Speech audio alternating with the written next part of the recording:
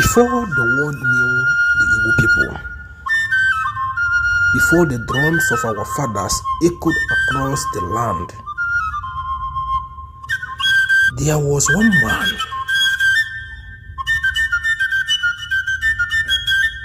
sent by God.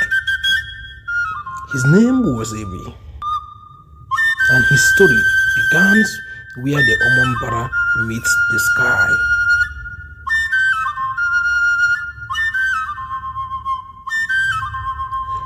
Over 1,000 years ago, the river carried him, a man of mystery, dressed in flowing white, with a staff blessed by the heaven, guided by Chufu. He came to a land rich with promises.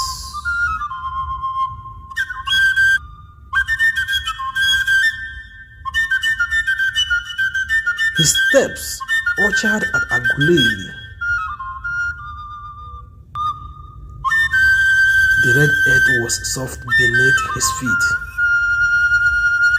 The Omambala sang in his ear, and here he would plant the seed of a kingdom.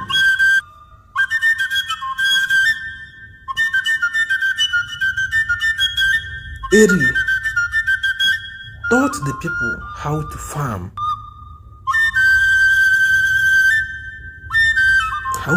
yam, trade around the rivers, and live in harmony.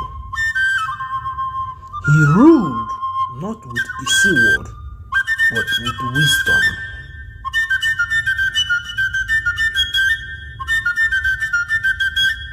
From Eri came sons and daughters, Nri, Aguru, and others who carried his teachings far beyond Aguleli, founding towns that still stands today.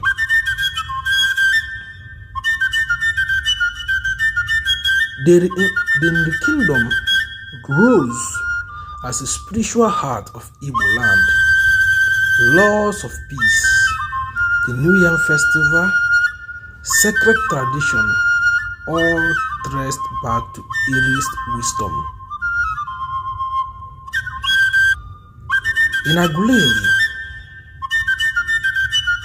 the Ezora still carries the sacred staff.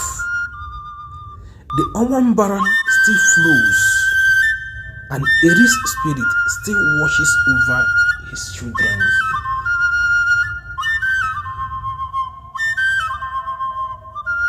If you are Igbo, your story begins here.